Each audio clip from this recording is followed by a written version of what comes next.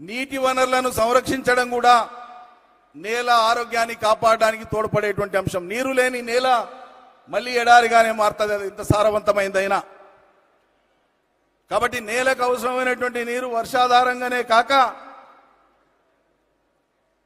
వర్షాధారంగా వచ్చినటువంటి నీళ్లను నిల్వ ఉంచుకొని సముద్రంలోకి కలిసేటువంటి నీళ్లను ఒడిసిపట్టి ఎక్కడికక్కడ చెరువులు, కుంటలు, వాగులు, వంకలు, ప్రాజెక్టులు, రిజర్వాయర్ల ద్వారా ఇలా తెలంగాణ భారతదేశంలో భూగర్భ జలాన్ని పెంచడంలో నంబర్ 1 రాష్ట్రంగా నిలిచింది.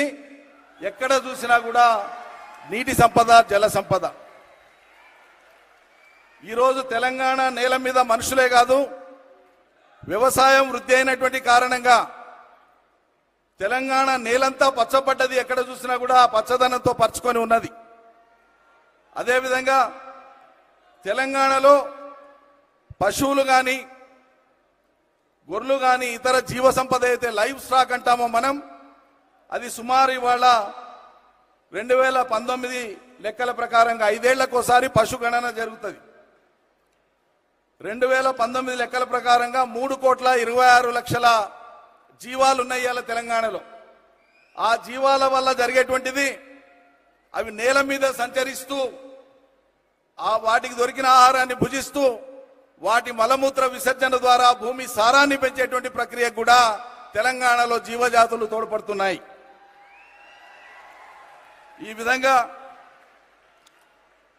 రాబోయే తరాలకు ఈ నేలను కాపాడుకోవడం ద్వారా ఒకటి ఆహార భద్రతను, 2 మంచి పర్యావరణాన్ని అందించేటువంటి బాధ్యత మనందరిది. ప్రపంచ ప్రఖ్యాత ఆంథ్రోపాలజిస్ట్ ఎన్రిక్ సాల్మన్ చెప్పినటువంటి విషయం, మనం బంధం జీవులమంటే మనుషులమే కాదు, అన్ని రకాల జీవులతో మనకు బంధం ఉంది, అనుబంధం ఉంది అన్నటువంటి దృష్టితో మనం గాలి పీలుస్తున్నాం, అవి కూడా గాలి పీల్చుకుంటున్నాయి. వాటి గాలి మనం పీల్చుకుంటున్నాం, అవి జీవించాలి, మనం జీవించాలనేటువంటి ఒక సిద్ధాంతంతో, కారుణ్యమైనటువంటి భావనతో, కంపాషన్తో ఈ భూమి మీద మానవుడు ఒక్కడే కాదు హక్కుదారుడు, సమస్త జీవజాతులన్నీ హక్కుదారులైనటువంటి విధంగా భావితరాలకు ఈ సందేశాన్ని తీసుకొని పోవాలి. దీన్ని మనం అందరం ఆచరించాలని చెప్పి మనవి చేస్తూ, తెలంగాణ ప్రభుత్వ పక్షాన మీ యొక్క ఫౌండేషన్ చేస్తున్న కృషికి మేము అనుబంధంగా ఉంటాము, తోడుగా ఉంటామని చెప్పి ప్రకటిస్తూ మీ అందరికీ ధన్యవాదాలు అర్పిస్తూ ముగిస్తాను. జై తెలంగాణ, జై Bharat.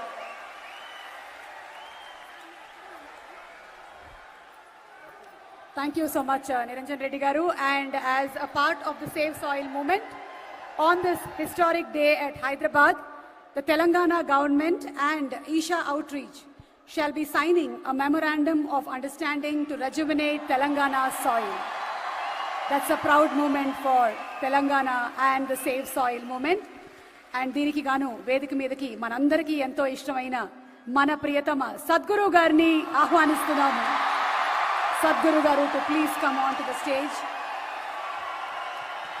and requesting our Agriculture Minister Niranjan Reddy Garu to exchange the Memorandum of Understanding between the Telangana government and Isha Outreach.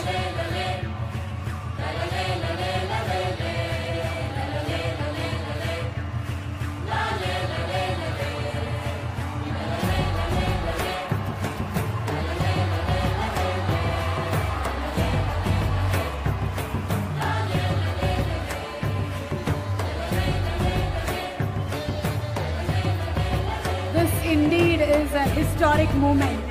Save Soil movement ni మొదలుపెట్టి ఎన్నో కంట్రీస్ ట్రావెల్ చేసినటువంటి సద్గురు ఎంతో మంది రాష్ట్రాల్లో ఉండేటువంటి ముఖ్యమంత్రులు అలాగే MOUని ఎక్స్చేంజ్ చేయడం జరిగింది.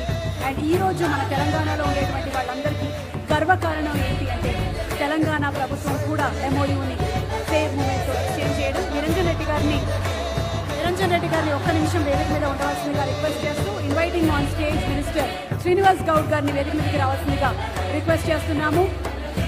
Srinivas Goud garu, minister for transition and excise, sports and youth Services Division to please come on stage. ఈరోజు ఈ కార్యక్రమానికి వచ్చేసినటువంటి శ్రీనివాస్ గౌడ్ గారికి కూడా మా సాదర స్వాగతం పలుకుతున్నాము.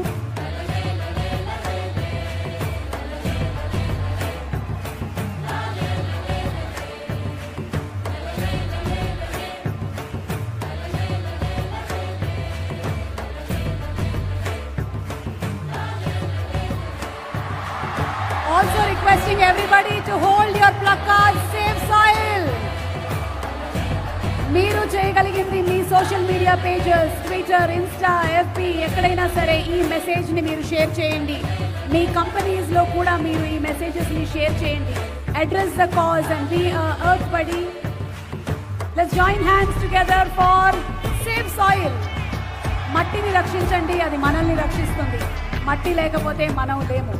Thank you so much Niranjan Reddy garu, thank you so much Srinivas Goud garu, అలాగే వచ్చినటువంటి తదితర డిగ్నిటరీస్ అందరికీ కూడా థ్యాంక్ యూ చెప్తూ, the conscious planet, the save soil movement is an effort to save our planet soil from extinction. As occupants of a shared planet, are we going to be regretful or a responsible generation? What are we going to be? A wonderful, responsible generation, aren't we? So here's presenting to you a video that explains the science behind the Save Soil movement.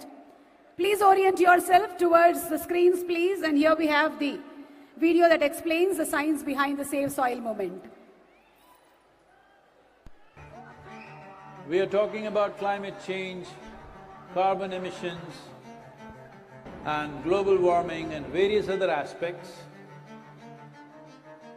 but we are not addressing soil. Soil is the habitat upon which zillions of lives thrive. Once there is no richness in soil, then you have forsaken the planet in many ways. Every responsible scientist in the world and the UN agencies are clearly saying we have only 80 to 100 harvests left. That means approximately 45 to 50 years of agricultural soil left on the planet. By 2045, we will be producing 40% less food than what we are producing right now, and our populations will be 9.3 billion people. The food shortages that could manifest in the next 25 years, the consequences of that is unimaginable. Civil wars will unfold across the world once there is food shortage. What we are facing now is soil extinction. Why is soil becoming extinct? Where is it going away? What is happening to our soil? We must understand, if you add organic content to sand, sand will turn into soil. If you remove all organic content from the soil, soil will become sand. In normal agricultural soil, the minimum organic content should be between 3 to 6%. The most minimum is 3%. At least this minimum to keep the soil alive, to keep the soil as living soil is a must. Agricultural soils across the world, the depletion is so heavy. In most countries, more than 50% of the topsoil is already gone in the last 100 years. The nutrient levels have dropped significantly. The level of micronutrients you would get from your food in early 20th century to what you are getting from the same food now has dropped 90%. If you ate one orange in 1920s, what you got from it. Now in 2020, if you have to get the same, you will have to eat 8 oranges. This is what we have done to our food. Soil is the biggest ecosystem on the planet, and so few people know anything about it. 1 teaspoon of healthy soil probably contains more microbes than there are people on Earth. The microbial life in the first 12 to 15 inches of topsoil is the basis of our existence. It is this magic beneath our feet which has produced the life that we are. This first 12 to 15 inches of soil is the basis of life for 87% of life on this planet including you and me. We have to begin to recognize that what we call our soil, Mother Earth, is a living organism. Open soils, ripped open by ploughing, open to sunlight, is the basis of destruction of microbial life. So the focus should be on agriculture, the focus should be on seeing that land is under shade as much as possible, some kind of shade, grasses, herbs, bushes, trees. So it's extremely important that soil regeneration is enshrined in the policy of every government on the planet. We must change the narrative on the planet that soil is a wealth, a legacy we have received from previous generations, and we have to pass it on as living soil for future generations. We are in a cusp of time. If you do the right things now, in the next 15 to 25 years, we can significantly turn this situation around and regenerate the soil. But if we allow this to progress like this for another 30 to 40 years, after 40 years if we attempt this, then it could take 150 to 200 years because that much loss of biodiversity would have happened. From 21st of March for 100 days, the whole world, every human being on the planet should talk soil. We must hear the word soil, save soil everywhere to see that the narrative on the planet changes towards the most vital aspect of our life, the soil. Each one of you should reach as many people as you can to make this happen. As a part of this, to activate support from the citizenry to assure the governments long-term investments will be appreciated. I'm 65 and I'm riding 30,000 kilometers, a lone motorcycle journey, 30,000 kilometers across 24 nations.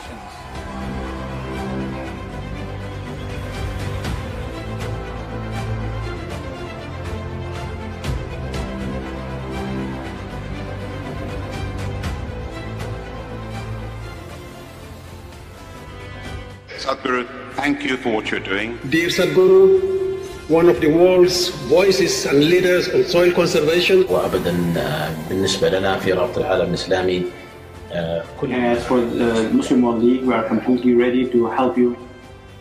You've inspired me to think about soil very differently. I love what you say, that we're all part of the solution and we all have a role to play. This is my appeal to every one of you, because I don't want this COP15 to end as one more convention with more paper and more paper. This must end with concrete action, and action in such a way that it's implementable. It is implementable and we will see a distinct change in the coming few years.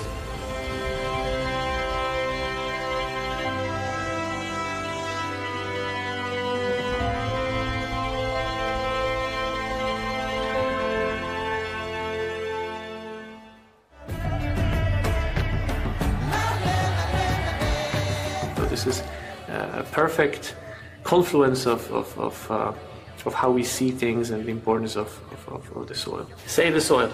Our soil needs nourishment. Save soil. Let us make it happen.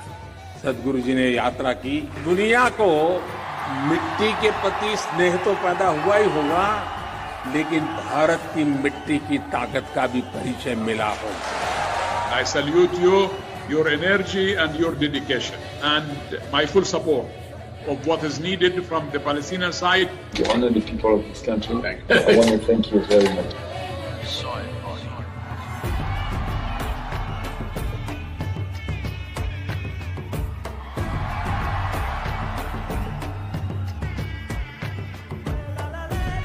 And the movement that you have taken up, I could not expect any more God's blessing than that. Sadhguru, and this campaign is so important. We're going to save the soil. Do your part. Let's save soil and create a conscious planet. Save soil. Save our soil. Save soil. Sadhguru, save soil, my friend. Save soil. Let's make it happen. Antigua and Barbuda is part of the Save Soil mission. We commend you for what you're doing. That is why we are happy to sign the MOU. The science and philosophy that backs the thought behind the movement is tremendous. We'll welcome you in Hyderabad, and please show us the right direction towards policy. Save soil. Let's make it happen. It is time to save the soil. Save soil. Let's make it happen. We know what we must do, so let's make it happen. Let's make it happen. Let's make it happen. Let's make this happen. Let us make it happen. Let's make it happen. Let's make it happen. Save soil. Let's make it happen. Soil is not our property. It's a legacy that's come to us from previous generations, and we must pass it on as living soil for future generations. So, let's take the action now. Repu kaadu, ellundi kaadu, ee roje. Let's take the action and let's save soil. As we are entering into the conversation with Sadhguru and Samantha, an announcement for all of you all. We have live translation in Telugu that's available for the event today. Please tune your mobile phone radios into 88 frequency for Telugu, or you can visit the website. For any translation support, visit the translation help desk. We would also like to thank our sponsors. Our national sponsor PVR, along with our other partners, Cine Media partner UFO Movies, Superflow and Colroot Group, local sponsors Cofax, Patel Groups and Loris Labs. Thank you so much for being associated with Save Soil. And I'm delighted to announce in conversation event, yes, Samantha Ruth Prabhu with Sadhguru. The very versatile actress is the recipient of several awards, including 4 Film Awards South, 6 South Indian International Movie Awards and 2 Andhra Pradesh State Nandi Awards. Apart from her acting career, she also has started her own NGO, Pratyusha Support, to provide medical support for women and children in 2012. Ladies and gentlemen, presenting to you Samantha Ruth Prabhu, manandariki chala ishtamainatvanti Mana Sam, ee roju in conversation with Sadhguru. So may I request once again our dearest Sadhguru to please come on stage. Whether it is a question related to our physical selves, spirituality, family or planet, one thing that we all know is ask Sadhguru. Our solution to all the problems, our dearest Sadhguru in conversation with Samantha.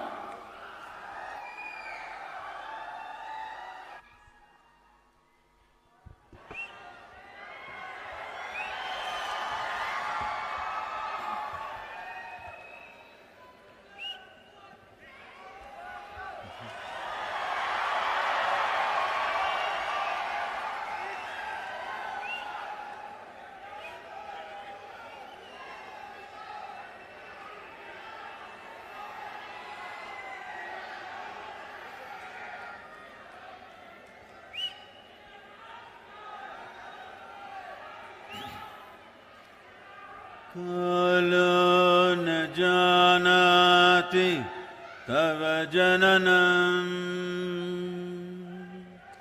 Kalo na janati tava samapanam, Drushto maya tava mahakara Yogeshwara Kala Kala, Yogeshwara Kala Kala. Namaskaram. Namaskaram to everyone. Namaskaram to you. Please, please. So, okay.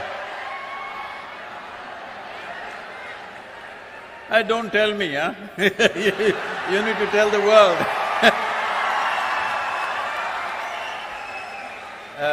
Samantha couldn't come on time because as she was coming, somebody informed her, I'm wearing an yellow kurta, so she had to go back, change and come.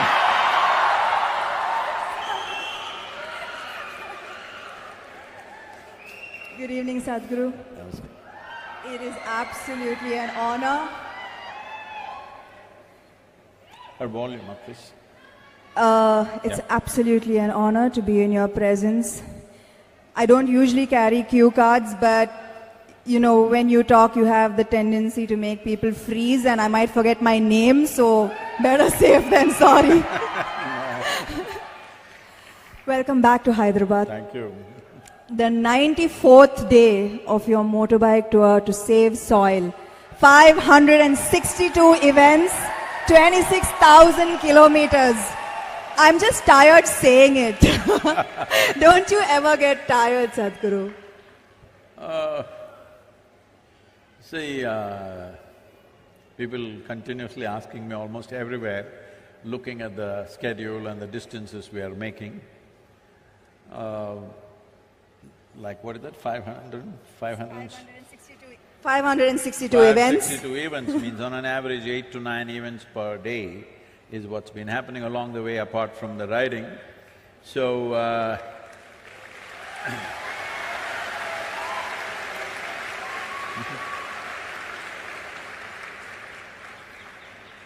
so continuously, almost in every nation, this is a question, how do you manage this? I must tell you, I was riding towards Bucharest and I was to reach there at 7 o'clock, and 7 o'clock there was a television interview. But weather got very bad and the road What is that? Can't hear?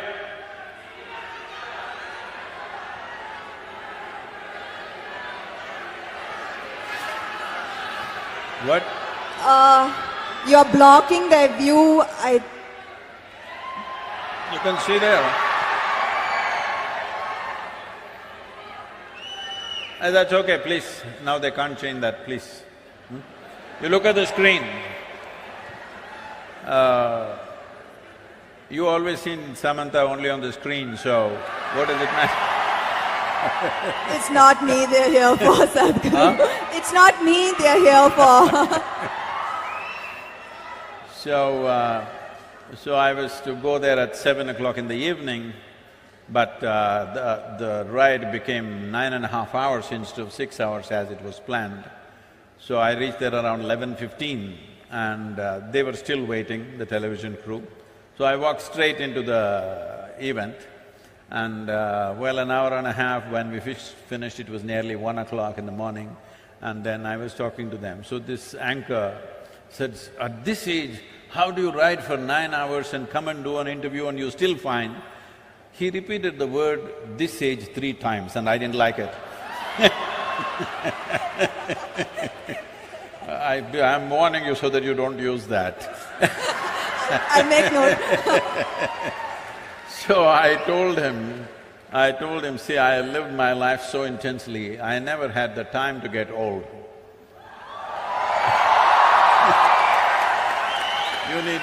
You need lot of time to get old. Where is the time to get old? Can you please give me the secret as well? I will. I would like to stay this way for some time. We will reveal the secrets.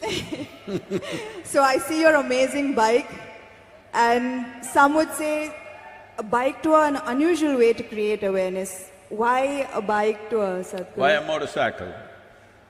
Well, see, the thing is, last 2.5 years particularly, I've been talking to various agricultural ministries, scientists, top scientists in the world, soil scientists I mean, and bureaucrats and variety of people who hold responsible positions in the world. And I discovered that everybody knows the problem, everybody generally knows the direction of the solution, then wondering, why is it not happening? Everybody knows the problem, everybody knows the solution. Then I realized they are waiting for an idiot to bell the cat, so here I am. So if I fly around and do it, it won't have that. So I have to walk. If I walk, I might die. Most probably, yes. Or if I cycle, definitely it'll kill me. So motorcycle could kill. There were many dangerous moments. It could, when you're going at this pace, when I say this pace, like every day, we're well above the speed limits and trying to get to the place because events are happening on the way. They're stopping us on the roads and there are events. So, I don't hold… I'm not a minister, I don't hold any position of power in the world. I don't have any, anything to command because I don't have an army. All I have is, I have people's love and goodwill. So, I thought, so that is the only asset I have, so that's the only thing I can play with. I've been talking about this for 30 years, and whenever I speak about it, people say, this is great, this is fantastic, and then they will sleep on it. So, now we wanted to awaken something. I knew the simple way for me to do it is to put myself to some risk. And it's worked because 3 days ago our social media metrics without WhatsApp is reading at 2.8 billion people have spoken about soil. But when I started in London, a lady journalist was interviewing me and she said, Sadhguru, come on, why have you become like this? Can't you pick up something else? Soil is the most unromantic thing. Who will support you? Who is going to talk about soil? Just don't do this, do something else. Talk about the sky, maybe heaven. Not soil. Who is going to be interested in this? Look at this.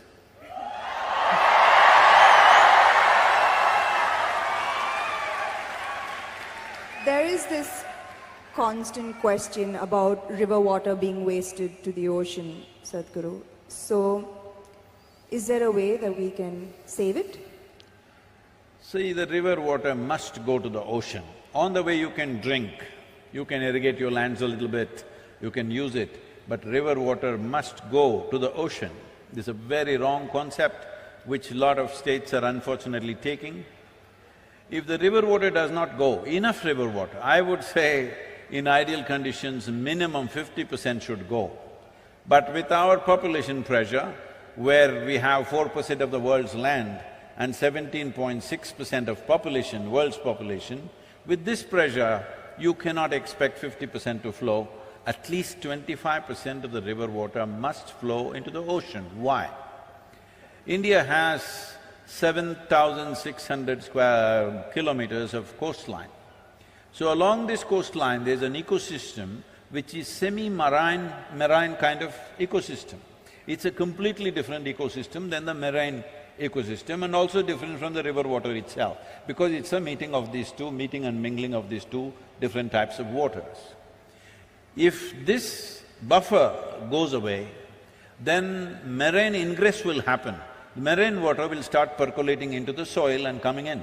You know from Tamil Nadu, 80 kilometers inside, marine water has come right now in Tuticorin region.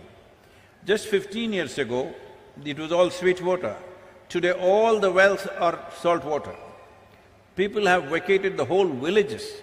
You will see ghost villages, completely empty villages, all locked homes, and they've left because there is no sweet water anywhere. Up to 100 kilometers it can come. If all the rivers, if you use it up inside for human, whatever you want to call it, human reproduction, I would say. If you use it up like this, then up to 100 kilometers marine ingress can happen. 7,600 kilometers coastline, 100 kilometers means you would have lost 1/3 of the nation. This is about the same size of land that you partitioned with Pakistan and Bangladesh at one time in 1948. That's how much land you will lose once again if rivers don't flow into the ocean.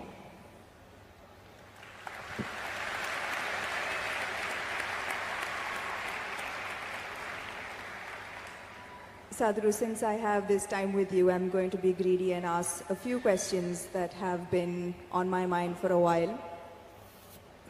Personally, I love to visit places of worship. I believe in a higher power, in good energy, in karma. But there is a counter viewpoint that religion divides us.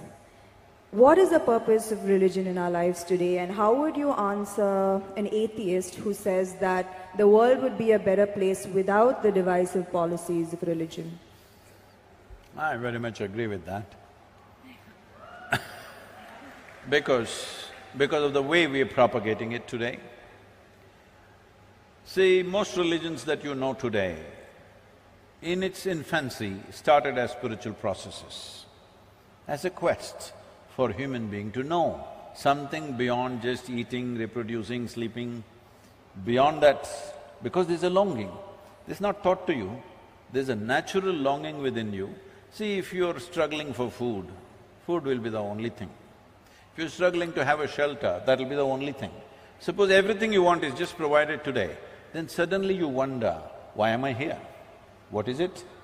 So there is a longing to know. A human being cannot simply say, I don't want to know anything, I will just eat well and live well. It doesn't work, because your intelligence is evolved into a certain place where without asking a question you cannot exist. So when I say without asking a question, question means a quest. Question is just a tool to dig deeper into something, whatever you wish to know. But right now, all religions started with this question, but today most religions have come to this place, you cannot ask a question. If you ask a question, you're dead.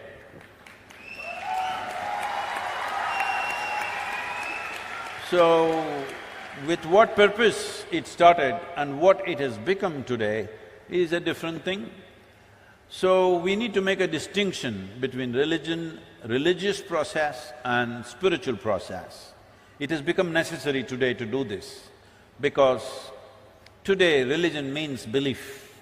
You believe this and this, then you belong to this religion. If you believe that, you become that religion. So when you say, I believe something, it's like this. How many of you here believe you have two hands? All of you just raise one hand. If you believe you have two hands, do you believe you have two hands or you know that you have two hands? You know. If somebody starts an argument with you to prove that you have no hands, if their argument becomes too overwhelming, one slap in the face. He knows you got hands. This happens in the movies, huh? But in God you believe. Why? Because you're still not even straight enough to admit what you do not know as I do not know. This much sincerity should enter human heart and intelligence. What I know, what I do not know, I do not know. What is the problem? Whatever I do not know, I believe. You're destroying I do not know. I do not know is the most tremendous possibility in your life. When you see I do not know, the longing to know, the seeking to know, and the possibility of knowing becomes a reality. If you destroy I do not know, you will just believe something because it's come from some authority, or people claim it's come from an authority. Or in other words, in your life, authority becomes the truth. Spiritual process means truth is the only authority for you.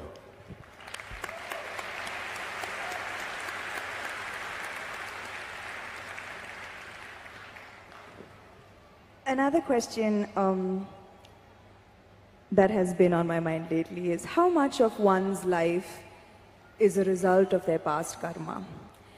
Are the injustices and unfairnesses that one faces in one's life a result of their past karma? If so, do you accept these injustices and find solace in the fact that, okay, the karma is being cleared, even though it might seem detrimental to our lives in so many ways?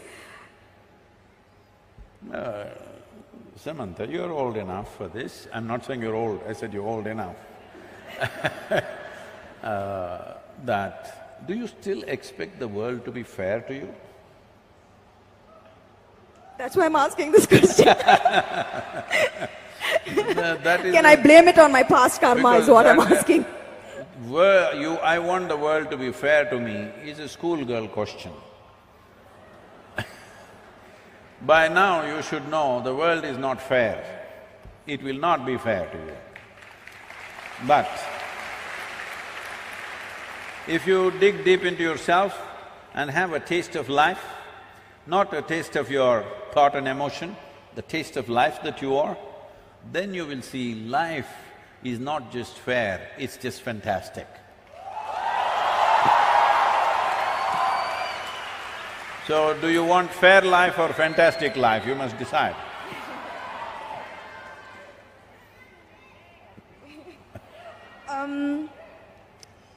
I've noticed this, that beyond the material ego, there is now suddenly a widespread… Who's this ego guy, your friend? Is all around me. And in my industry, the heights of it. So beyond the material ego, I've noticed there's now widespread spiritual ego. I've come across a lot of people who are now on a spiritual path, not you, Sadhguru, who consider themselves superior to people who are not on a spiritual path. How would you advise such people to ensure that they don't fall a prey to this new spiritual ego? First we'll address this ego guy, okay? If you show me where it is, I'll fix it right now. I wish I knew where it was, it just keeps coming suddenly. So, you don't know where it is. The thing is just this, see, at certain moments, as a person, as a woman, you are a beautiful person, wonderful person, I mean. I'm sorry, I didn't say only at certain times you're beautiful, you're always beautiful, but certain times you're wonderful, all right? Certain moments maybe you're nasty, possible. So whenever you're nasty, you say, it's my ego. Why don't you say, it's me, I'm sometimes wonderful, sometimes nasty. If you see this, naturally nastiness will go down. But if you say, whenever you're nasty, Mr. Ego does this, and you don't know where he is, you don't know his address or ID, nor do you know his phone number, so how do you fix this guy? So everybody has this going in their life, because this is spiritual jargon without being spiritual, is all over the place, particularly in India, because we have, 15,000–20,000 years of spiritual history, so we know all the words, we know what Atma, Paramatma, this one, that one, Ahankara, everything we know, words only. Words only, noted. So we can just throw words like this and confuse the Western population quite a bit. Because if you come here, they'll say Mukti, Shakti, this one, that one, all kinds of things. They'll think… I know a lot of people who've gone and set up spiritual centers in the West, particularly in America, because they just know one chant, just one chant. Okay, Asatoma Sadgamaya, with this they run the whole thing. So unfortunately, spirituality, in some ways it's come there. It's come there because there is need in the society, there is not enough source. Because of that, people are manufacturing this here and there. I must tell you this. Is it okay if I take a few minutes? This happened, a few years ago, 16 years ago. And I was in United States, and then somebody in the office, our office, told me, Sadhguru, did you know every day 100,000 people are typing out the word spiritual? I said, is that so? Type it out and see what comes out. Are we even there in the picture?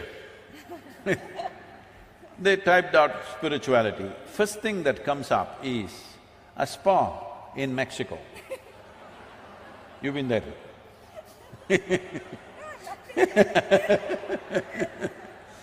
And the next thing that comes out is a call girl in Northern California. She has learnt all that SEO, For everything she says spiritual, spiritual, spiritual. 108 times she uses the word spiritual on our website. You say spiritual, she comes up, number 2. I thought this is a shame. For thousands of years, anything spiritual means people looked east. East means India, that's what it meant. So I said we must start something, a spiritual gateway, that if people say if they seek spirituality, they must look towards India. Because this is one culture which has spent maximum amount of time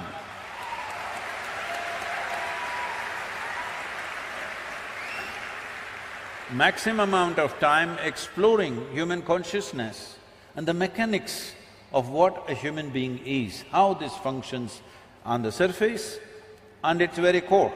How does this function? What can we do about it? This has been explored. I'm not saying this out of my Indian origin, I'm saying this after looking at the world closely, that nowhere else has it been looked at like this. So, I said we must start a spiritual gateway, India, the spiritual gateway. As a part of this, I thought, till then, I must tell you this, till about 15 years ago, I had not met a single guru in this country.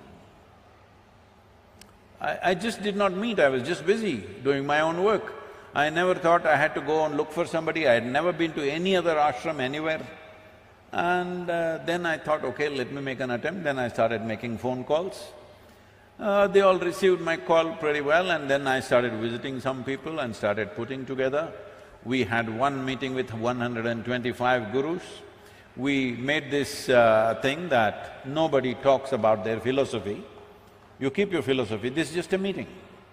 This is just about how to enhance your ashram or your yoga center, whatever you have, how to enhance the quality. We will teach you management, we will teach you branding, we will teach you how to make a website, we will teach you how to present yourself to international community. Your philosophy, we don't touch, you don't touch mine, I don't touch yours. You do your own thing. Because that is the beauty of this culture, that it can exist in hundreds of forms, thousands of forms, and it's okay with us. So when I went about doing this, well, I met many wonderful people, but at the same time, at least 60 to 65%, it hurts me to say this, I found that if I walk into an airport or a golf course, I meet better men than in the so-called spiritual centers.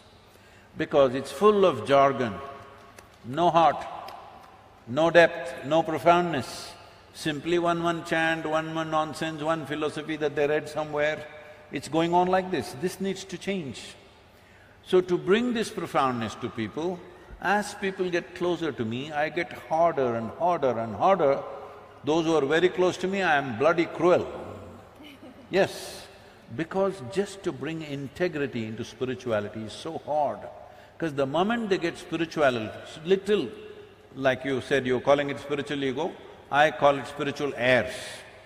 They get spiritual airs, air bubbles get in their head. Suddenly they start acting funny, they start saying things that don't exist, they start talking about nonsense that nobody understands. If you speak something, whatever nonsense you speak, people in front of you must understand, otherwise why the hell are you speaking? Because the purpose of speech is to make somebody understand what you're saying.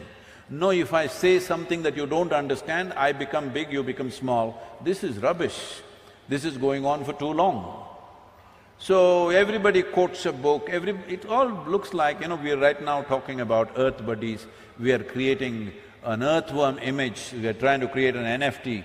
We've over 40,000 images we have created, we will release it shortly. We'll gift you one earthworm, okay? Now, these are all bookworms who fell out of a book. These bookworms were important when there was low literacy in the societies. Only one man in the village could read the book, suddenly he was very valuable. Now everybody can read, what is the point you reading a book to me? If you have something to say other than the book, you tell me. If you're going to read a book, what is the point? When I was in graduation, when I was in the university, I made an agreement with the teachers, I will not come and bother you with my questions, just give me attendance, I will stay out. Because If you go there, from the first moment you go there, first attendance, that's the only interesting thing. And after that, they're just reading some notes and everybody is writing down. Those days, fountain pens, kara kara kara kara, it makes noise. I don't like it. As I say, if everything is in that book, give it to us, we'll photocopy it and give it back to you. I don't have to come, you don't have to come. I have many interesting things to do in the town. I don't know about you, but I have many interesting things to do in the town. I don't have to sit here and write down, I can photocopy this. So they didn't want me, so I said, give me attendance. Only once a month I went there to check my attendance, whether they were keeping the deal. I sat in the garden outside, okay? Why I am saying this is, when you are also literate, why should somebody read the damn book to you? You read. If they have something to say which no book can say, of course, then you must listen. So, this whole spirituality as a thing, unfortunately, has fallen on bad times, but slowly it is rising because people's longing is increasing. I must tell you this, 40 years ago when I first started the programs, in our engineering programs, in various different forms, 85% of the people used to come to the programs only for health problems. Only 12–15% came to know something. Today, over 90% of the people come because they want to know something, experience something. Only 8 to 10%.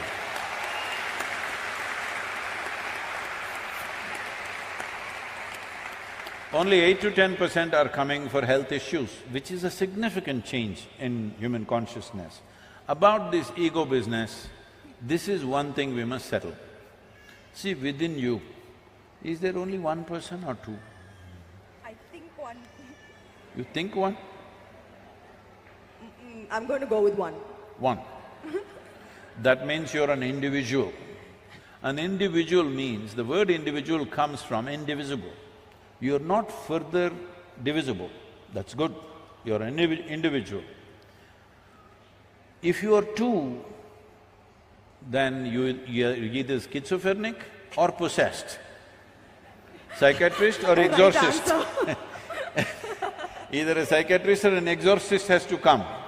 So this is very important, everybody settle this, that don't talk about Atma, Paramatma, ego, this one, that one. You are an individual. What kind are you? Are you a wonderful one or a nasty one? Fix the damn thing.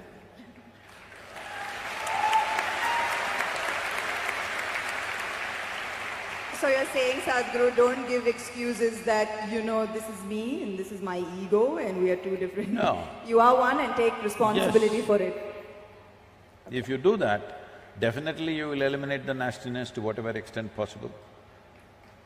Thank you, Sadhguru. My last question is, there is a criticism that New Age spirituality is for the wealthy and privileged. How would you advise an underprivileged householder who has neither the money nor the time to embark on a spiritual journey, although they are seeking for it? Why is he holding on to a house? You said householder. Yes. Yes. Why are they holding on to a house? You should live in a house, you should not hold on to it. Right now that's their problem. They are holding on to a house. Their whole life is around what they own, what they possess. Obviously, they can't leave the damn place and go anywhere. So the moment your possessions decide the quality of who you are, then you yourself become a material. There's a question there. Ask. I'm sorry, I didn't get the last… No, I'm saying, the moment your possessions decide the quality of who you are, then you will also become a material part. You will not be a human anymore, you will not be a consciousness anymore. Material is there, things are there, clothes are there, home is there, all this is there. Why? Because if you do not arrange this convenience, every day you will be only struggling for that. You won't do anything worthwhile in your life. Because every day if you have to earn your food, can you think of anything higher, I'm asking? Whole attention will be just on that. The idea of making arrangements for ourselves as it's convenient for us is so that our intelligence, our creativity, our possibilities find expression in life. Every day if you have to worry about where is my food today, then you can't do anything worthwhile. So do not misunderstand possessions as a way of enhancing your life. It is a way of making your life convenient so that you can focus on what you want to do. If you have to earn your dinner from now to dinner time, what can you do? What worthwhile things can you do? You'll only have to go foraging for food, isn't it? So, arrangements are there in everybody's life. How much arrangement is needed? As much as is needed for your kind of life, so that arrangements never become an impediment. For most people, it's an impediment because if somebody is a householder, he'll be holding the house and sitting right there. That's what most people are doing. That is what most people are doing. I'm talking about 80, 90-year-olds. They say, I want to come to the ashram, Sadhguru, but… What is but? But is nobody to take care of the house. Leave the goddamn house and come, you're 85 years of age.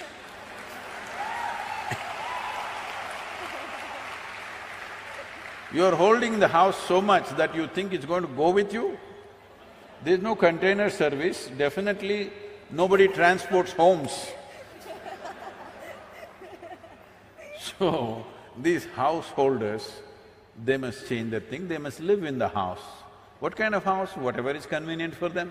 When I say convenience, somebody wants to build a house for 10 crores. They're capable of making that money and building that house. If they can do it effortlessly, let them do it. For somebody else, 10 lakh rupee house itself is a burden. You know, there used to be movies maybe before you came, at least in Kannada I know, there are movies about, oh, build a house and see, get somebody, your daughter married and see, these are the most difficult things to do in life. Arey, daughter will get married, leave her alone, huh? If you just leave her alone, she'll get married without any expense.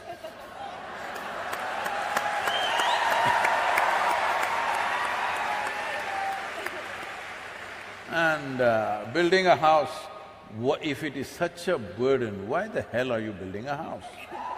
You know? I was in United States and they were asking me, Sadhguru, is it true next time when Jesus comes, he will come in, what is that, Salt Lake City?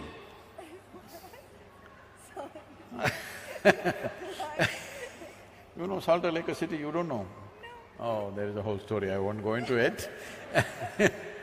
I said, see, last time he came around Jerusalem and he came and he said, come follow me. Only 12 guys. Out of the whole population, only 12 guys he got. Out of that, one of them freaked on him anyway. But if he comes to United States, now in 21st century, and says, come follow me, nobody will be behind him because you got 35-year house mortgage, 15-year card mortgage, 20-year student loan.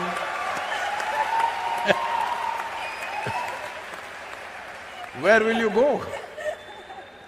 At that time, somebody said, Master, my father is dead, can I bury him and come? That man says, leave the dead to the dead. And you, if he says, leave the bank to the bank, bank will come and catch you anyway. Once you have mortgage, 35 years, 35-year mortgage, what is your lifespan? 10,000 years, is it? I mean, what kind of life is this?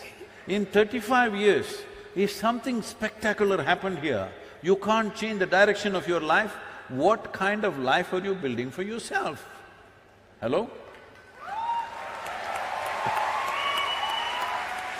Life should be light and agile. You're going this way because this is all you know right now. If something really spectacular shines here, you must be able to go there. Otherwise, what kind of life is this? So only then, only when you have that freedom, spiritual process will thrive in a given society. So right now when you say, well, instead of householders, let me go to those people who are living in huts, who are struggling for daily food. It will be obscene for me to go to that man or woman who is struggling for daily bread to go and tell, come, let's meditate. I will never do such an obscene act. I will talk about how to get better bread, how to get it, what to do. Because when a human being is hungry, you talking to him of mukti is the worst possible thing you can do. So, this is important that we understand. This is important that we understand that if finer aspects of life has to come alive in a society, basic survival should be taken care of for everybody. Only then it's possible. When large number of people are struggling for survival, finer things won't come. Forget about spirituality, even art, music, fine things won't happen, isn't it? Where is the time to appreciate art? Where is the time to look at finer things? Where is the time to look at a sunrise or a sunset when you're struggling for your food on a daily basis? So it's extremely important. Basic economic well-being has to happen if spirituality has to thrive. And the reason why… you can save that for the end, okay? I'll give you 10 minutes to go on clapping, okay? The reason why spiritual process thrived the way it thrived in this land is because we had a spell, a golden period of 8 to 10,000 years of well-being. That is when spirituality thrived, because everybody ate well. After that, what? Because if you had come here as any other creature on this planet, stomach full, life settled. But once you come as a human being, stomach empty, only one problem, stomach full, 100 problems. You got 100? Hey, 99 now. So, this is the nature of a human being, that only after survival is taken care of, what it means to be human becomes relevant to you. When your survival is in question, you're just another creature, like every other creature. Only when survival is taken care of, what are the other aspects of being human, beyond eating, sleeping, reproduction and dying one day, what else can I do with myself? This comes up only when there is some assurance of survival. This is why I am constantly in economic forums and economic conferences, because economically, if there is no well-being in a society, who the hell will meditate?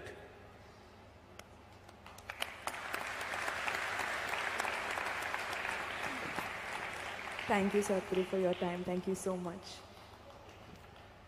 You're done? Do we have questions? So I'm making an offer to you, Samantha, if you get me 25 million people as Earth buddies, I'll give you a ride on the motorcycle. How's that? I mean, I think I can, I can. Okay, then it's a promise. I'll beg if I have to. So, it can touch 275. Sorry? It is capped at 275. But if you want, I can remove the cap and make it more. Zoom in. I think do we have time for a few questions from the audience? Yes.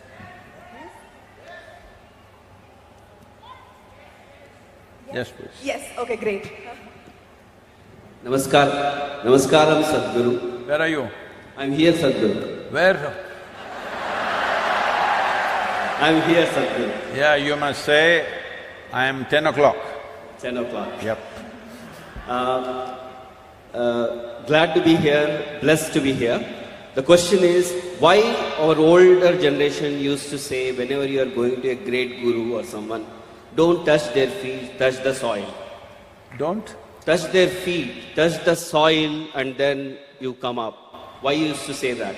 I had this question. I did not get that question. Please, if you can repeat.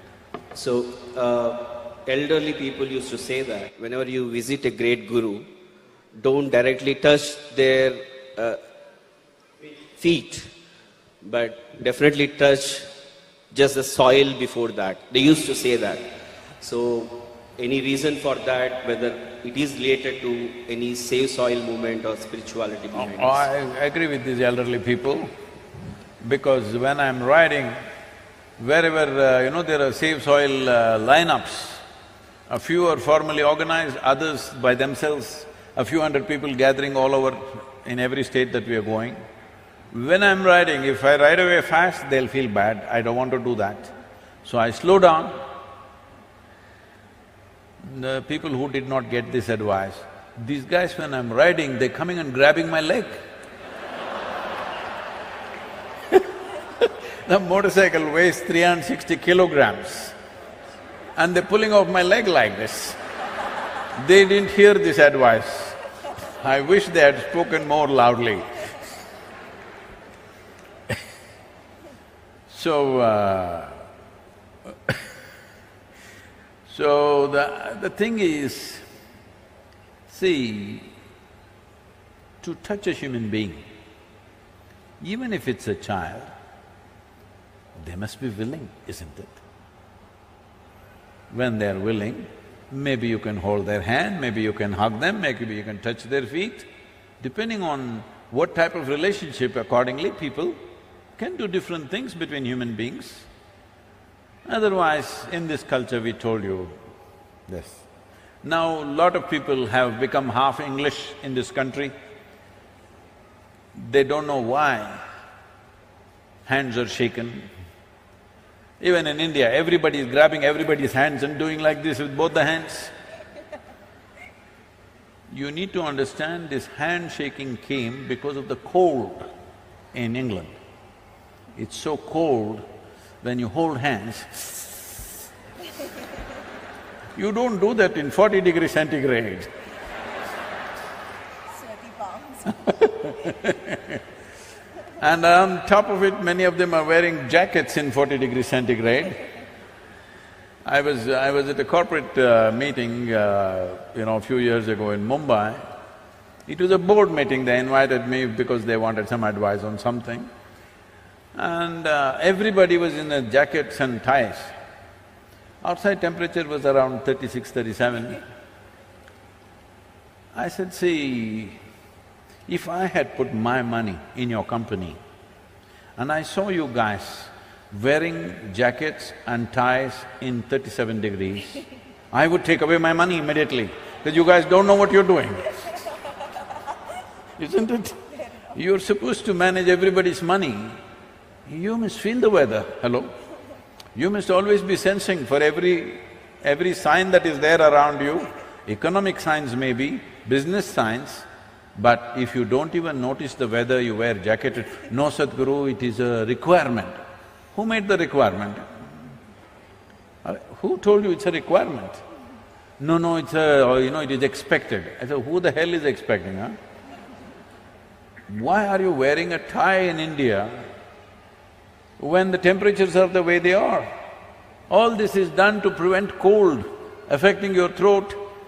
You in summer, you're wearing ties and walking around. This is slavery at the core of Indian mind, this needs to go. I was in our tribal school. The government is running a small one-room school in the tribal village. We were educating the children in the ashram, but the government opened a small school, one-room school, one teacher who comes once in a way. And I go there and all these girl children, they're wearing ties like necklaces here. They think it's a kind of a necklace, they were wearing it here. I said, what is this? Why is the state government insisting these girls should wear a tie to the school? Where the hell are we? So I'm saying, it is time we rejig this nation in so many ways. It's good to touch the soil where the Guru has stepped rather than grabbing his feet. So, don't molest the Guru's feet without his permission.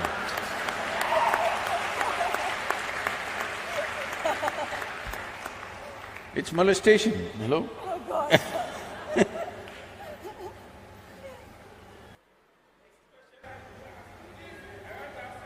Yeah, get the microphone. Where's the microphone, please?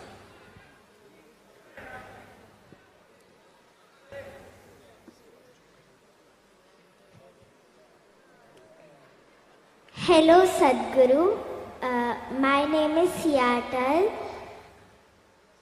I have this question that I don't have any followers. How do I make them so that I can ride on your motorcycle?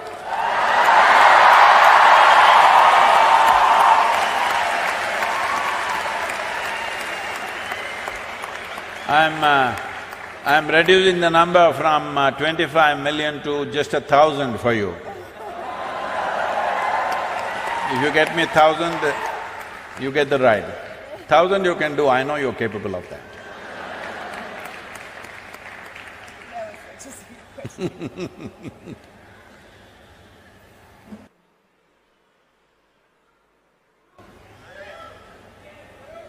Somebody is torturing the child, please take care of the child, please.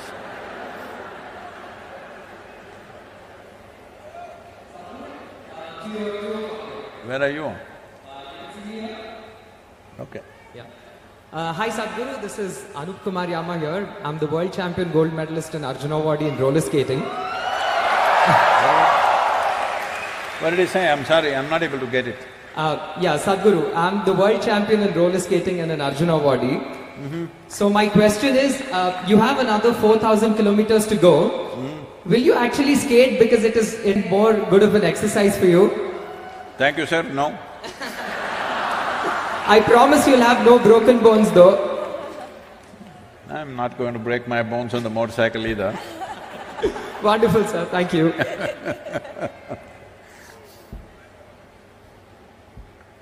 I told you it's capped at 275. What are you capped at?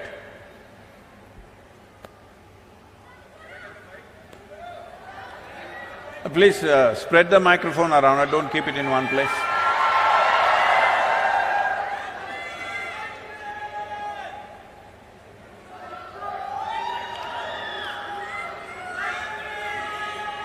Do this quick. Where is the microphone, please? 2 o'clock again. Thank God I got the mic. Okay, please. Namaskaram Sadhguru. Warm greetings Samantha. Hello everyone. What? So… You must hold the microphone a little closer. You've seen Lady Gaga? Like that. Not like this, like this. Yes. See. Sadhguru, my question is, why is there a difference in the receptivity level when spiritual seekers or when spiritual gurus speak? I hope you got the question. Which is why I brought my cue cards as well. Huh? Which is why I brought my cue cards. See, you should have brought the cue card like Samantha. Okay, let me give you one example. No. I've been in satsang. When an online satsang happens, I see many spiritual seekers making different kind of sounds, but I don't feel that way. I just feel blissful. Can you answer my question? Thank you, Sadhguru. So they are all freaking, why am I not freaking? That's a question.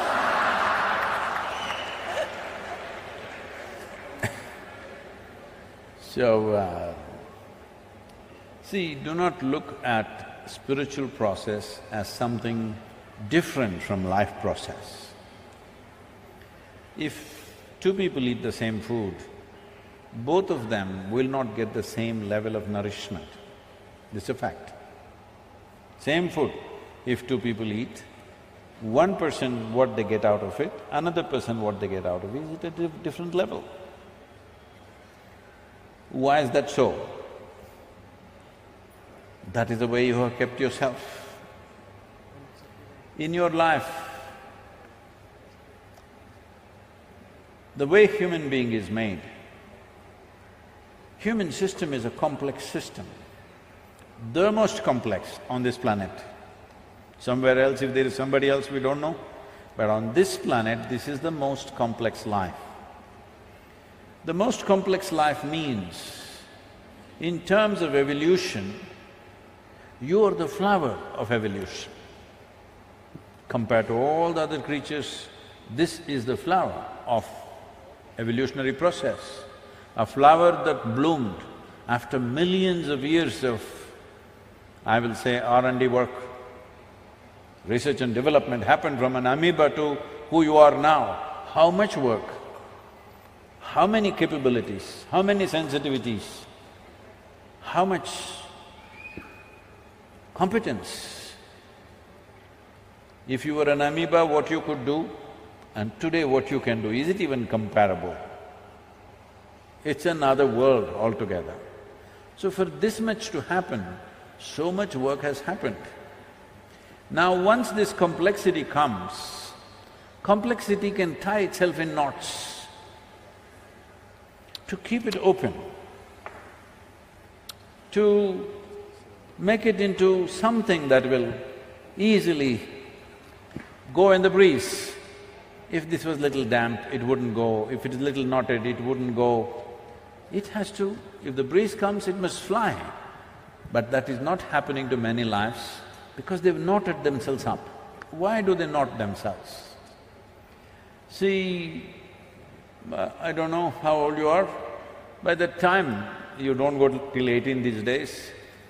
By the time you're 16, 17, you're looking for a bond. When bond ages, it becomes a bondage.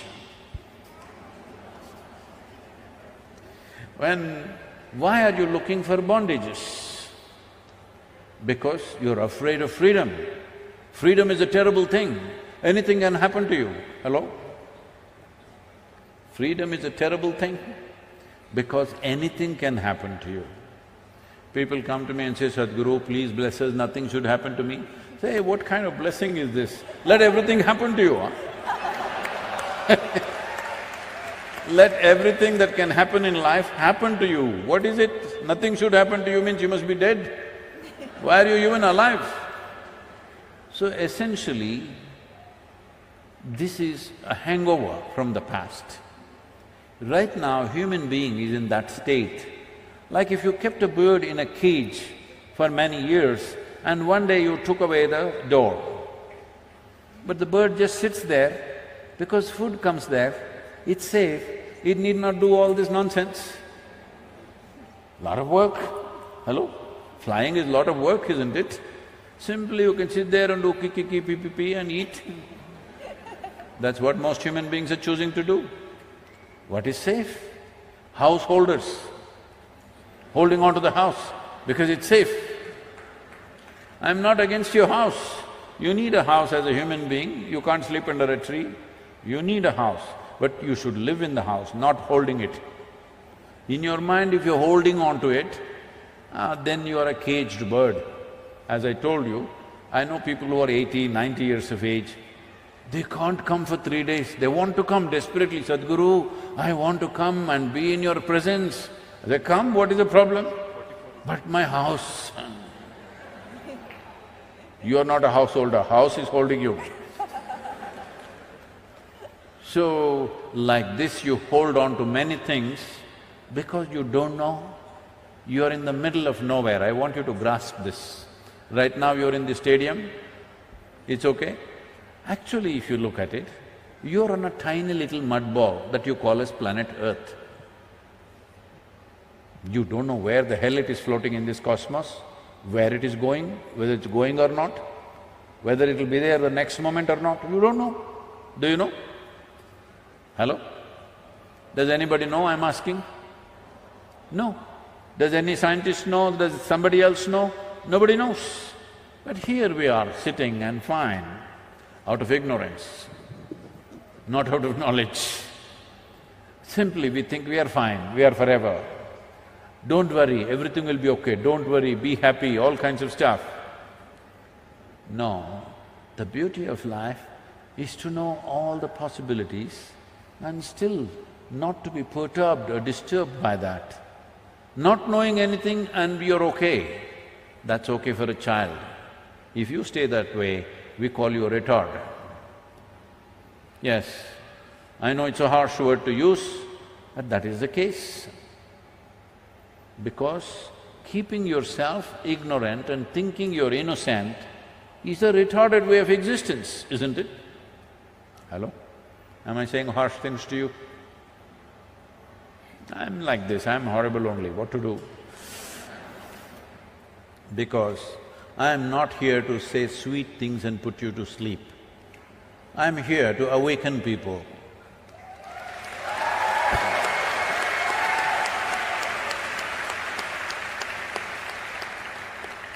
See, even for you to say save soil, I had to ride 26,000 kilometers. I could have told you from the yoga center, please save soil, you should have all… yes, Sadhguru. No.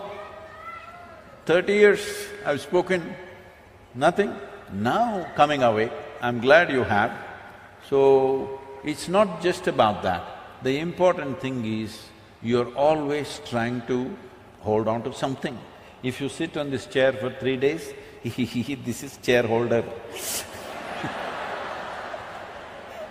Anything that you touch sticks to you. If I want you to imagine yourself, because right now it's happening mentally, let's say it happened physically. Oh, this is my vessel, it got stuck to you. This is my chair, it got stuck to you.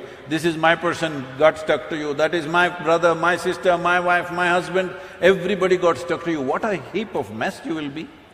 Physically imagine what all is stuck to you in your mind.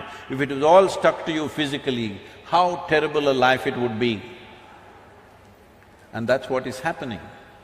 Because of that, nothing penetrates, everything you're like a stone wall. So if you have to become like breeze, that everything should flow through you, you should be available to life all the time, there is some work to do. If you simply fall in love with everything, it will happen. But that is a little confusing because your idea of love is again to possess somebody. Hello? Yes, isn't it? See, love means they must belong to you. No, that's not how it is. Love means what you love you must liberate, isn't it? Hello? No? So, if you love the life that is here, because that's all that's here, you must liberate it. This is why mukti is not a concept that somebody made up. This is the innermost longing. But that longing is in many ways suppressed on a daily basis, talking about safety, talking about security, talking about sanity, talking about doing the right thing in the society, your duty, your nonsense. You suppress the mukti or the longing for mukti, which is not a teaching or a philosophy, it is the deepest longing. If I keep you imprisoned in a 5 by 5 cubicle, you will want to become free desperately, isn't it? If I release you into a 10 by 10 cubicle, you'll feel wonderful for 2 days. Then you'll feel this is a terrible prison. If I release you into a 100 by 100 cubicle, you'll feel this is fantastic for a week, and then you'll feel terribly imprisoned. It doesn't matter where I set the boundary. The moment you realize there is a boundary to my life, there is something within you longing to break that boundary. This is the longing for mukti. It is not a concept, it is not a philosophy. This is the life's most innate longing is to become free. But freedom is a terrible thing because anything could happen to you. So you bind yourself. Even if you bind yourself, it still happens to you. Life is not going to spare you, it still happens to you. It's like somebody asked me, Sadhguru, some of my friends say they function really well. When they drink alcohol, when they smoke marijuana, they become very creative, they become very effective. Yeah, that guy also. All this. So I said, see, nobody becomes better, nobody functions better by lowering their faculties. It is just that they become less ashamed of doing things clumsy.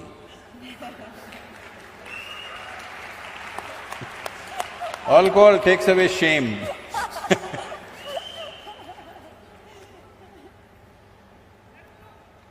Anybody, please take the microphone, whoever. Namaskaram. Namaskaram, Sadhguru. Boo, boo, boo. Here. 1:15. 1 o'clock. 2 o'clock. Okay. Namaskaram, Sadhguru. As we all know that early centuries, our India is in Vishwaguru position. So you are roaming all around the world. So I would like to know what is the position of our country in the world. What is that? Oh, wait. What is that Vishwaguru position? Who the hell is listening to you? Who the hell has been listening to you to call yourself a guru in the world? Okay. Hello? You think the world is listening to India? Yeah, before that, we have listened about it, that Vishwaguru is our India. So I would like to know what is the position of our country in the world. Okay. So, we must… yes, in the past, people have respected this nation for the wisdom and knowledge that this land exuded. As I said earlier, that is mainly because we were protected by two geographical features of the day. One is the Himalayas, another is the Indian Ocean. It is because of this we called ourselves Hindus. Himalaya and Indusagara, between that, the land that lies is Hindu land or Hindustan, because we got protected by this. Everywhere else, across Europe, Central Asia, warlords were fighting constantly,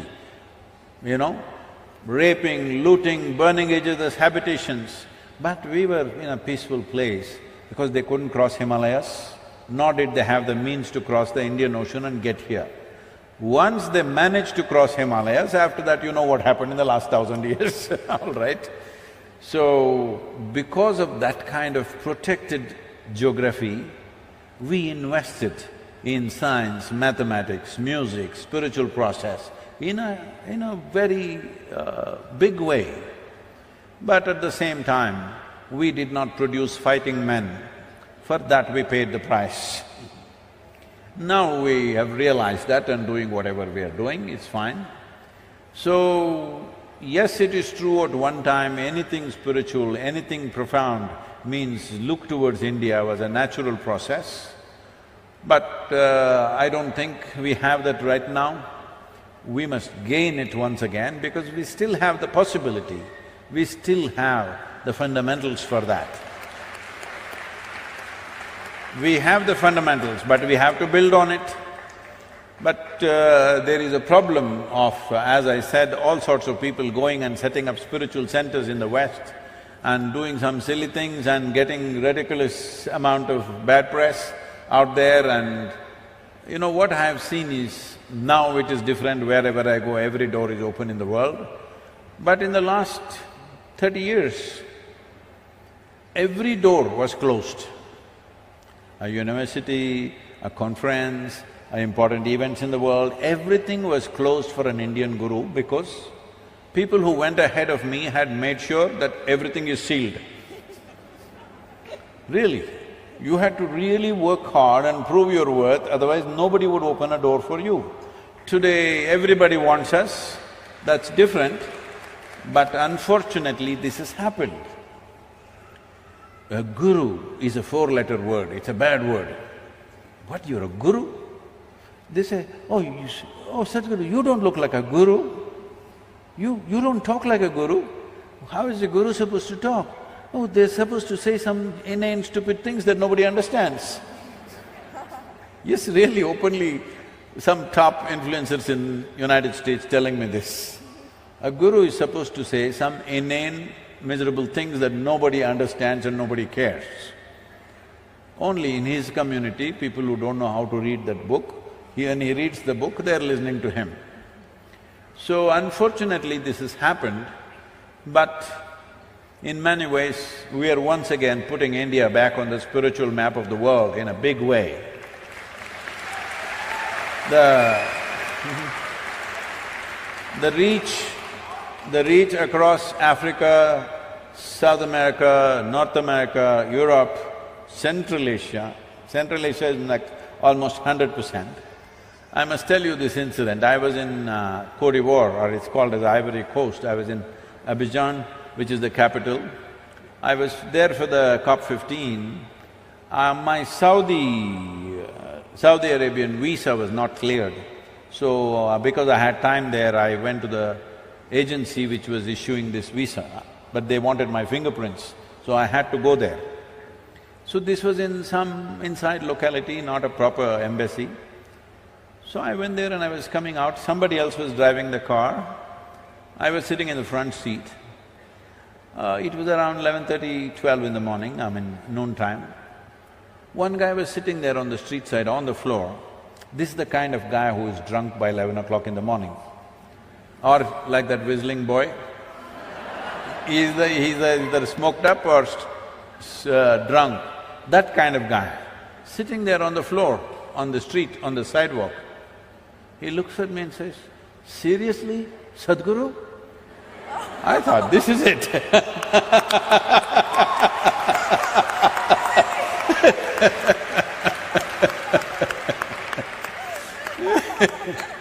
So, we are once again touching the world. We won't disappoint you. I want you to know, the Save Soil movement is under the banner of Conscious Planet, because without conscious human beings, you can't save nothing. Nothing. So, it is about creating conscious planet, means individual human beings have to become conscious. There is no such thing as making the planet conscious. You and me have to become conscious, that's the whole thing. So, this work is going on. In 2020, I don't know what is the numbers for 2021, it's definitely higher. In 2020, our video views touched 2.4 billion. And I am not a beautiful superstar like you. Just like that, talking little sense, because there is that much thirst in the world. There is that much longing in human beings wanting to know something. When that longing is there, we should not disappoint them. And above all, this is the first time in the history of humanity that we can sit here and talk to the entire world. Many great beings have come.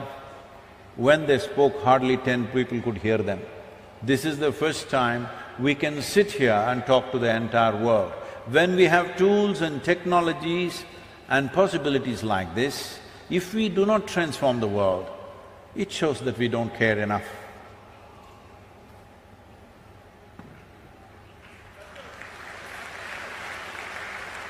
Namaskaram. Hello sir, hello sir, hello ma'am. So my question to you is, what on an individual level can… Ask her also, huh? Yeah, I think it's for both of you, sir, Okay. ma'am. So, what on an individual level can I contribute to make a difference and to save soil? Like, what is the basic contribution can I make as an individual? Because I'm not like a great person like you or ma'am. So, like a common man, what can I do? A small thing to save soil. See, please. One thing is, you being a common man is a lie. First thing, you're not a man. Another thing is, you're not common. I don't see anybody else like you, so you're not common. I know in your life, within yourself, you're very special for your own life, isn't it? Hello? Let's be straight about this. Within your own home, you are a very special person. If somebody treats you in a common way, will you take it? No. So don't use those things are said in political rallies. It's okay. There is no common man in the world. If you meet him in a private space, he's a very special guy. So don't describe yourself like that. You're doing this… I'm sorry, I'm being a little like this, because I'm using this question to prick everybody, not just you. You're doing this as to how I can do less. Because everybody says, Sadhguru, but I am only human. Arey, being a human means being on top of the world. Of all the creatures on this planet, you are right on the top. Yes or no? In the evolutionary scale of things, you are on top of the world and you say, I am only human. When will you say, I am human? Because human is a great possibility, but you always refer to your humanity as a weakness. You always refer to your humanity as if it can't do anything. So now you have a phone with you. Phone. Is it a smart one or a dumb one? Huh? Smart one, see? Then what's the problem? You have a smart companion with you, always at your beck and call. So when you have such a smart companion, that guy, you call him… you've given him a name? No, because these days people are giving names to their phones. Where is my pinky? Where is my pinky? Somebody was looking for their pinky and I said, what pinky? No, my phone, I call it pinky, it's on it written pinky. So no name for the guy. We'll call him Ramu today. Am I being too nasty? Is it okay? I call my car prophet. Huh? I call my car prophet. She confessed something, I'm not telling it. So, you have a powerhouse in your hands. This is a powerhouse. Just you, one person. Leave the others, just you. If you are really committed with this kind of a companion in your hand, you can touch the 4 billion people I'm talking about. You can. Will you or will you not? That's left to you. But you have the means to do it. Yes or no?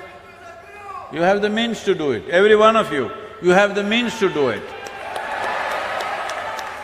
Will you do it or not is the only question. I heard 27.5 voices.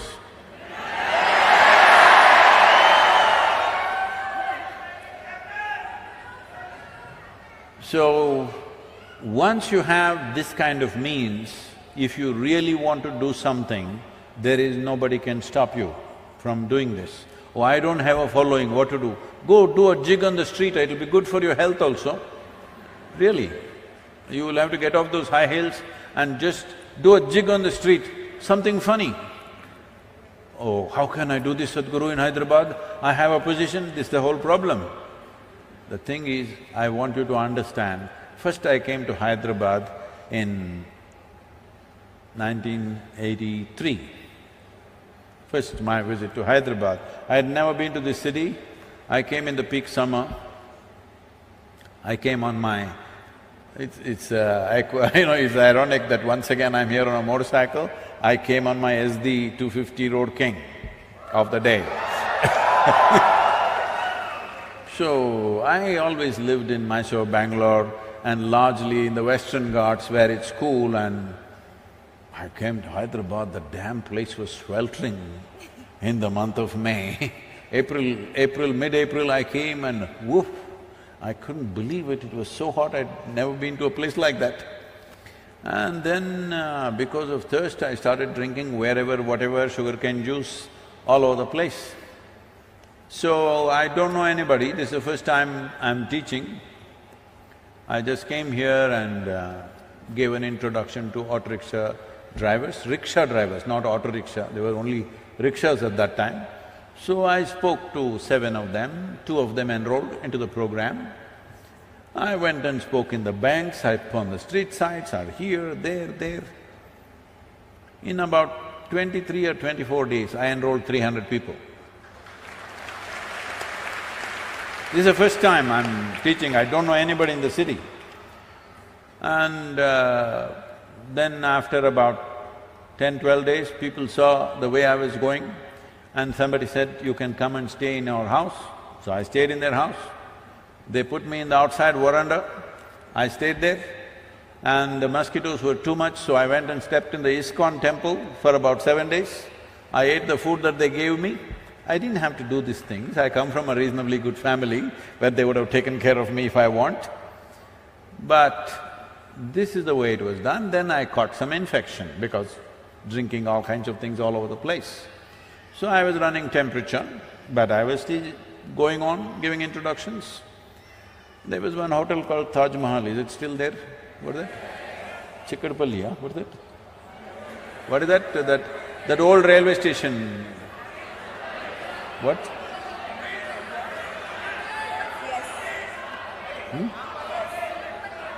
Namak… Yeah, that one. Been a long time. So, they wouldn't give me a hall. They had one stupid-looking hall, but that stupid-looking hall they wouldn't give me. It had all kinds of round lamps hanging. I thought this is the most ridiculous place, but I needed a hall, they wouldn't give me. After much coaxing, they gave me the terrace. So, after nearly a month of campaigning, and I'm running temperature for almost 20 days, I've lost almost like 7 kilograms. I never was excess weight. I was… from the age of 19 till today, I'm still the same weight. But 7 kilograms I lost in Hyderabad, you must give it back to me. Sangeeta just sent one meal to me today, I must get back those 7 kilograms. So I came and stood here in Taj Mahal, this thing, like on the terrace. Over 350 people had gathered and I was sweating profusely, my clothes were dripping with sweat because I'm running such high temperature and weather was also reasonably warm. And I went on. These are all 3-hour sessions at that time. They looked at me and then somebody asked, "We can see you're not well. You're sweating and you're running high temperature, and why are you doing this?" I said, "Because of you guys, because you don't get it. I've spoken to you already, you didn't get it, so I'm speaking to you again." Out of these 350 people, 327 people enrolled for my program, for 14-day program. I'm saying this to you because if you realize that what you're doing is significant, if it's really significant, whatever it takes, you must do it, isn't it? So I'm just asking you, is this cause of soil really significant for you, or is just Save Soil is an entertainment for you? You must make up your mind. Hello? Is it significant for you? If it's significant, you must just make it happen. What does it take? I don't know what it takes, whatever the hell it takes. If it's significant, you must make it happen. Yes, I was doing, but you know one volunteer, what he said? "Sadhguru, I just came to touch your feet. He pushed me, Sadhguru, I'm not coming anymore." Arre! Every day I have people like this. People come to me, it's a volunteer organization, over 17 million volunteers and no, don't clap, because volunteer organization means nobody knows what the hell to do. Everybody is enthusiastic, but nobody knows… like I said, when I'm riding, they're super enthusiastic, they're coming and pulling my leg like this. They're enthusiastic, they're very wonderful people, but they don't know what to do. How to manage them and get work done efficiently.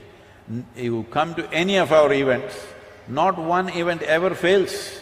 In the last 35, 40 years, not a single event. So, they do really wonderful things. This Save Soil movement, I did not speak to our volunteers, including… nobody in Isha was spoken to till 3rd of January. I started this Conscious Planet Foundation in United States 2 years ago.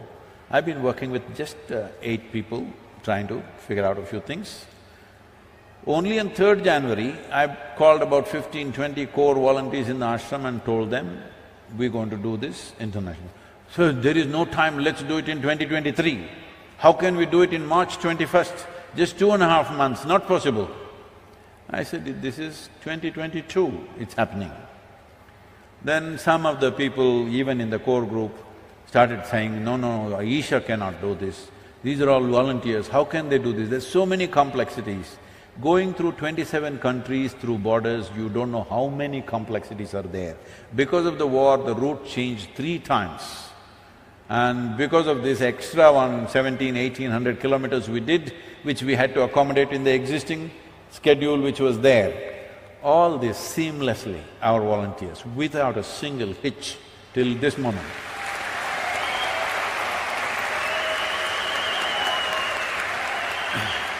Every event in all these nations booked up 3 to 4 times over. Just halls couldn't take it, that is the only restriction. Otherwise, everywhere there would be 3 times more people. I'm sure even in Hyderabad it would be the same. This is because… but at the same time, because they're volunteers and because they are not professionally trained and above all, they're not working for a living, they're not doing this for a living, every day somebody will come up to me and say, Sadhguru, she's so horrible, I can't work with her, that guy is impossible, I can't work with him. So I tell them, see, if what you're doing is really significant, because in this world only such horrible people are there. If you see what I'm doing is very significant, you must learn to work with all these horrible people. And you must learn how to make these horrible people into wonderful people. But if you want to work with perfect people, you must go to heaven and today. Yes. Because if you can't work with the people who are here the way they are, then you must go somewhere else. So this problem of what can I do? The immediate thing is everywhere this question is there, it's not just you, everywhere this question, what shall I do? Initially what they're asking is, shall I go home and fix my kitchen garden? Very cute of you, but that is not a solution. You're cold? I'm sorry. You need something? No. You need it? Okay. So, for most people who are living in apartments, your kitchen garden may be 2 pots.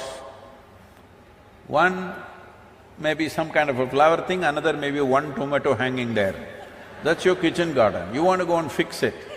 Very cute of you, it's a good thing to do, but it's not a solution. Right now, we are talking about the problem of agricultural lands, which accounts for nearly 71% of the world's arable land. When we talk about agricultural land, we're talking about that piece of geography on which daily human hand is tending to it. Men and women are working on it, and that is in the most horrific state. Not even a single nation, not a single nation in the entire world has the minimum 3% organic content, which makes soil soil, not even one nation. So this has happened for whatever reasons, let me not go into the technicalities of it, but the important thing is, you must understand when we are facing a problem of this magnitude, where scientists are talking about soil extinction. When we use the word extinction, we normally said dinosaurs and dodos. But now we are talking about soil extinction, and that's not a joke. Because just 70, 80 years ago, almost every nation used to face this, at least in our nation, we used to have severe famines every 3 to 4 years. In 1942, the famine took 3.2 million people in 4 months in this country. Famine is not even like a war. War means at least somebody will shoot you dead. This is a slow fade.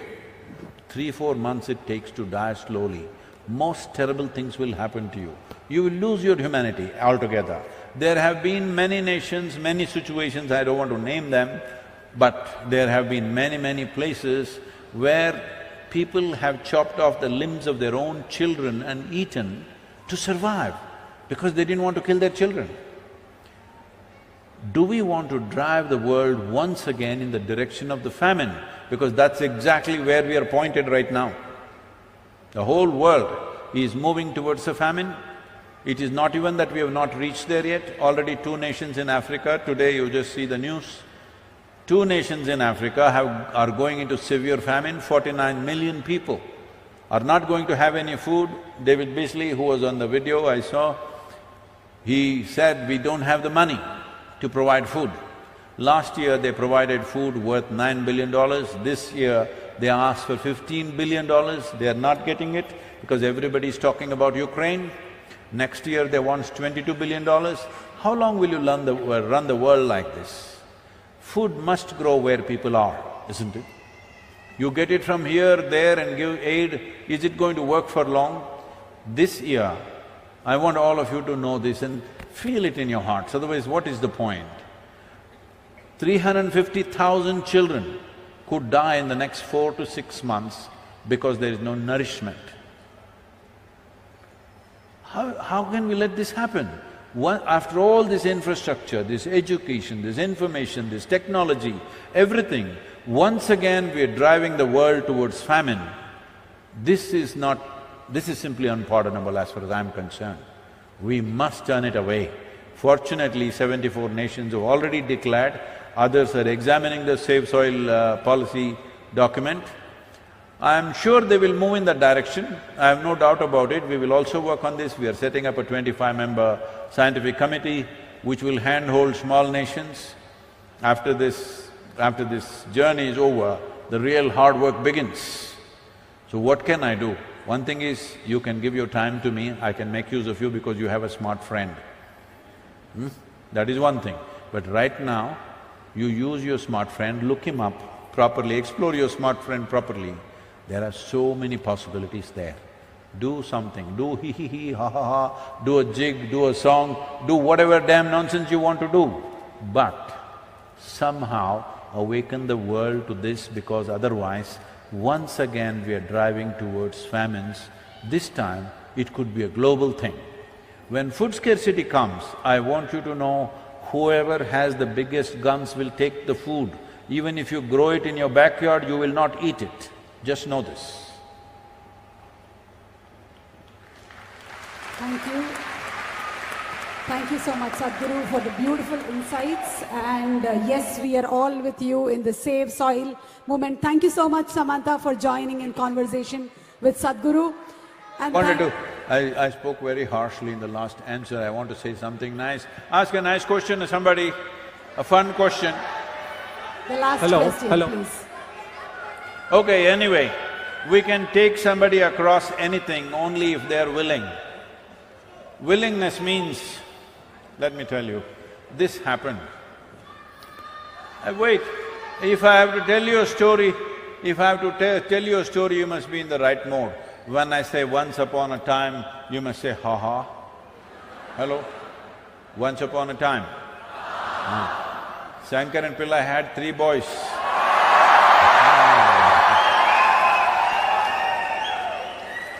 And one day, because he was in Telangana, one day he called his boys and said, "You good for nothing people." Am I pronouncing it properly?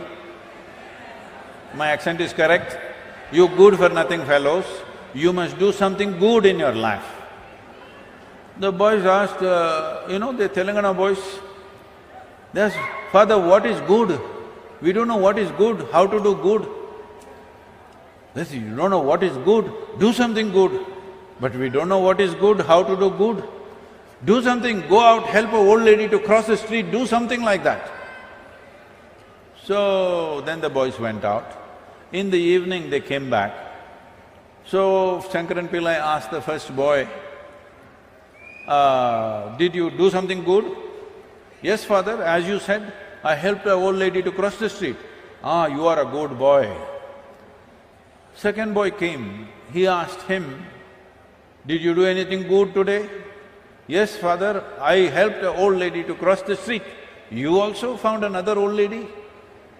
Then the third boy came, he asked, "What did you do?" "I helped an old lady to cross the street, father." "What, all 3 of you found 3 old ladies to cross the street?" No, father, not just three of us, we also called our cousin Ramu. Because you don't know, these old ladies are so stubborn, she just wouldn't cross. So you can only help people who are willing. Are you willing? Save soil, let's make it happen. And thank you very much, Samantha, to be here and make this happen. Thank you very much. La la la la la la la. La la la la la la la la. La la la la la la la. La la la la la la. Whatever. La la la la la. La la la la la la la. La la la la la la. La la la la la. This very body is soil. My body, your body, everybody is just soil body.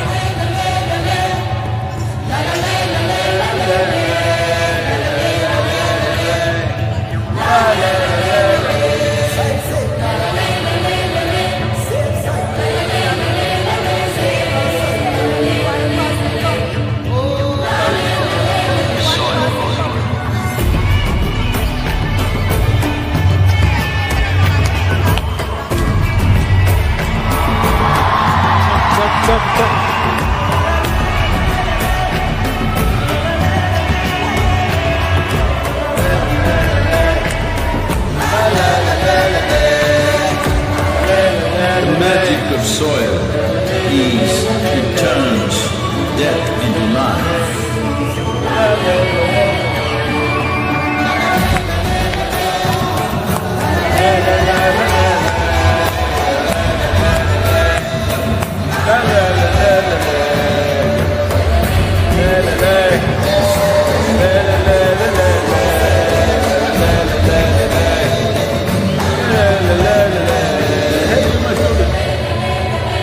Depleted soils will not quench the fire of hunger. Unquenched hunger can burn the very world. This is a generational responsibility. Save soil. Let's make it happen.